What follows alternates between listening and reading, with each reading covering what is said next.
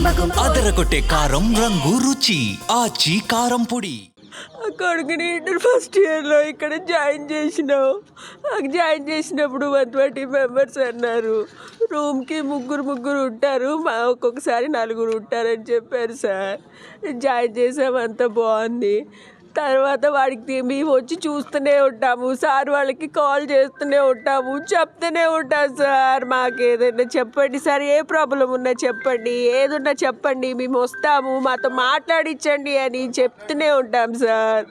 అయినా కానీ వచ్చిన గంట సేపు కూర్చోబెడతారు కానీ వచ్చి మాట్లాడినారు సార్. మా బాబుని అస్సలు మాట్లాడినారు. ఏదో బతిలాడి తీసుకొచ్చి మాట్లాడతాం సార్ వాడితో. అవుటింగ్ ఇవ్వమన్నా అయ్యారు. ఒక 2 రోజుల క్రితం నాకు ఫోన్ చేసిండు సార్. నైట్ టైంలో ఫోన్ చేసి, మమ్మీ నాకు ఎట్లనో అనిపిస్తుంది మమ్మీ, నాకు మీరు డబ్బులు ఎక్కువ పెడుతున్నారట, మీరు నా కోసం డబ్బులు ఖర్చు పెడుతున్నారట అంటున్నారు మమ్మీ అన్నాడు సార్. అదేంటి నాన్న అట్లా ఎందుకు అనుకుంటావు, ఏమనుకోకు నాన్న అంటే, నాకు ఏదేదో అంటున్నారు మమ్మీ, నాకు ఏదేదో అనిపిస్తుంది మమ్మీ అని కాల్ చేసి పెట్టేశాడు సార్. తర్వాత నెక్స్ట్ మా తమ్ముడే పంపించాను సార్ కాలేజీకి. పంపిస్తే అడిగితే తర్వాత చెప్తాలే మమ్మీ, ఇక్కడ సార్ వాళ్ళు ఉన్నారు, ఇంటికి మళ్ళీ అవుటింగ్ తీసుకెళ్ళు, అప్పుడు వచ్చాక చెప్తా మమ్మీ అన్నాడు. అంతే సార్. ఇక తర్వాత ఏమైంది ఏమో సార్. మంచిగా అంత హైట్ ఉంటాడు సార్ నా కొడుకు. యాక్టివ్గా ఉంటాడు సార్, మంచిగా ఉంటాడు సార్ నా కొడుకు. మేము ఎప్పటికప్పుడు కనిపెట్టుకుంటూనే ఉంటున్నాం సార్. సార్ వాళ్ళకు కూడా కాల్ చేస్తే ఎవరు రెస్పాన్స్ అవ్వరు. మా బాబు ఎట్లున్నాడని అడిగినా చెయ్యరు, ఏం చెయ్యరు. ఫీజుల కోసం మాత్రం ఫోన్ చేస్తారు సార్ వాళ్ళు. నా కొడుకుని వాళ్ళు చూడలేదు సార్, పట్టించుకోలేదు సార్. నాకు ఫోన్ చేసి బాధపడ్డాడు సార్. ఏం జరిగింది చెప్పు నాన్న అంటే, చెప్పేలోపు ఇట్లా అయిపోయింది సార్. ఏం జరిగిందో తెలియట్లేదు నా కొడుకు. ఈ కాలేజీలో, హైదరాబాద్ విజ్ఞాన కాలేజీలో మా తమ్ముడు కొడుకుని ఫస్ట్ ఇయర్లో జాయిన్ చేసినామండి. ఫస్ట్ ఇయర్ జాయిన్ అయిన పిల్లగాడు మంచి చురుకు ఉండే, 10th క్లాస్ కూడా మంచి మార్కులు వచ్చినాయి. మంచి మార్కులు వచ్చిన తర్వాత ఇక్కడ ఎంపీసీగా జాయిన్ చేసినాం. పిల్లగాడు చురుగ్గా ఉండేది, మంచిగా చదువుకున్నాడు. ఫస్ట్ ఇయర్ వాళ్ళే ఉన్నారు, సీనియర్స్ లేరు, మీరు జాయిన్ చేయండి చెప్తే జాయిన్ చేసినాం సార్. ఆ తర్వాత సీనియర్స్ కూడా తీసుకున్నారు. ఇక్కడ సీనియర్స్ వల్ల పిల్లగాడు చెప్తా ఉన్నారు, ర్యాగింగ్ చేస్తా ఉన్నారు, ఇబ్బంది అవుతా ఉంది, మేనేజ్మెంట్ పట్టించుకోవట్లేదు చూడని చెప్తా ఉన్నాడు సార్. ఎన్నిసార్లు మేనేజ్మెంట్ చెప్పినా ఎలాంటి పట్టింపు లేదు సార్. చాలాసార్లు చెప్పిన మేనేజ్మెంట్ వాళ్ళకి ఫోన్ చేసి చెప్పిన, పిల్లగాని తీసుకుని పోవాలన్నా ఏమన్నా పర్మిషన్ అయితే తీయట్లే, కానీ ఫీజులు మాత్రం ముందే వసూలు చేస్తాం సార్. రాత్రి అనుకోకుండా జరిగిందనేసి మా తమ్ముడికి ఫోన్ రావటంలో మేము రాత్రి హుటాహుటిన ఇక్కడ హైదరాబాద్ 2:30కి వచ్చినాం సార్. రాత్రి నుండి వచ్చినా కానీ పోలీస్ డిపార్ట్మెంట్ మనం ఇక్కడనే ఆపుతాంలే, కానీ మేనేజ్మెంట్ వాళ్ళు ఇప్పుడు వరకు ఒక్కళ్ళు కూడా వచ్చిన దాఖలాలు లేవు సార్. పిల్లగాడు ఎక్కడ ఉన్నాడు, హాస్టల్ ఇక్కడ ఉన్నాడా, లేకుంటే మార్చిలో ఇక్కడ గాంధీ హాస్పిటల్ అయితే ఏ హాస్పిటల్ పెట్టారో మాకు చూపెట్టంటే చూపెట్టే వాళ్ళే లేరు సార్.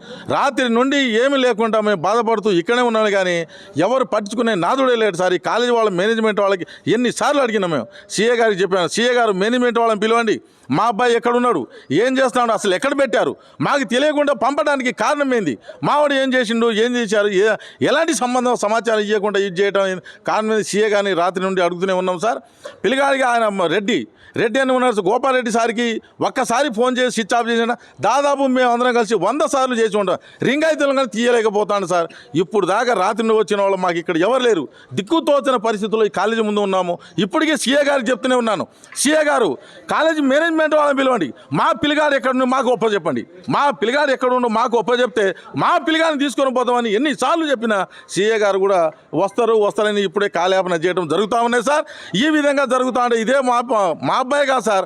ఎక్కడైనా ఉన్న పిల్లగాడు మనం ఏ తల్లిదండ్రులైనా కూలీ చేసిన నాలి చేసిన పిల్లగాడు మంచిగా చదువుకోవాలి, భవిష్యత్తు ఉండాలనే ఆలోచనతోనే పెడతా ఉంటాంలే, కానీ సార్ ఈ విధంగా జరగడం తల్లిదండ్రుల యొక్క రోజున ఇక్కడ ఉన్న వాళ్ళ జనము చూడలేక చాలా బాధపడతాను సార్.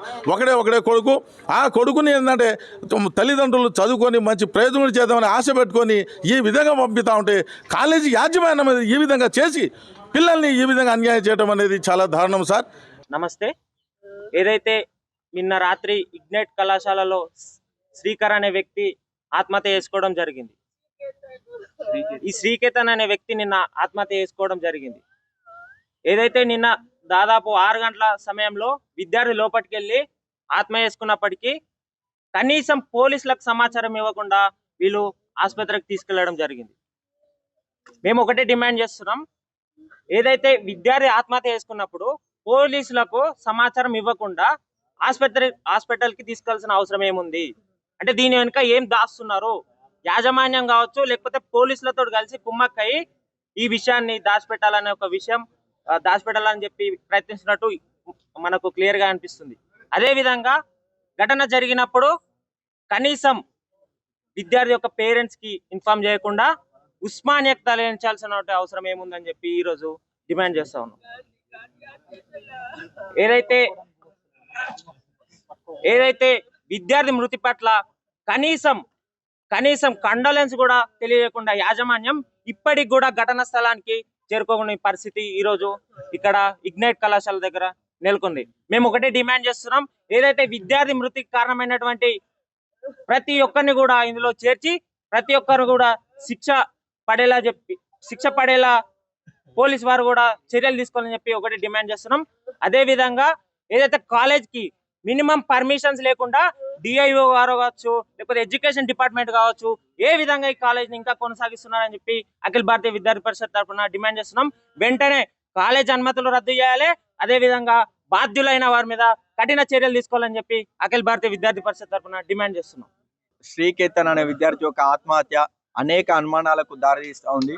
రోజు 4:30 ప్రాంతంలో రూమ్ లోకి వెళ్ళిన శ్రీకేతన్ 8:30 వరకు దాదాపు కళాశాల యాజమాన్యం ఎవరు పట్టించుకోలేదు, ఆత్మహత్య చేసుకుండని చెప్పేసి కల్లబొల్లి మాటలు చెప్తా ఉన్నారు.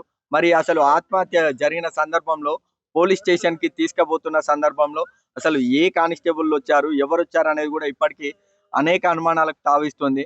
మరి పోలీసులకు సమాచారం ఇవ్వకుండా ఏ రకంగా హాస్పిటల్ కు తీసుకుపోయారు, మరి తల్లిదండ్రులకు సమాచారం ఇవ్వకుండా ఏ రకంగా గాంధీ హాస్పిటల్ మార్చురీకి అంత రాత్రిన అకస్మాత్తుగా తరలించాల్సినటువంటి అవసరం ఏమొచ్చింది?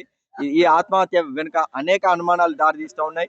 ఉరి అని చెప్పి చెప్తా ఉన్నారు, మరి అంత చిన్న కిటికీకి ఉరేసుకుండ్రు అని చెప్పేసి ఎవరు, మరి ఎటువంటి సౌండ్ రాలేదు, ఎవరు ఎందుకు అబ్జర్వ్ చేయలేదు, అనేక అనుమానాలు ఉన్నాయి. కాబట్టి దీని మీద పూర్తి స్థాయి విచారణ చేపట్టాలి.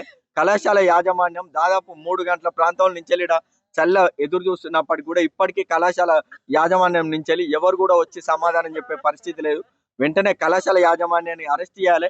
ఎటువంటి అనుమతులు లేకుండా నడుస్తున్నటువంటి ఇగ్నైట్ కళాశాల గుర్తింపును రద్దు చేసి న్యాయం చేసేలా చర్యలు తీసుకోవాలని చెప్పేసి మేము డిమాండ్ చేస్తా ఉన్నాం.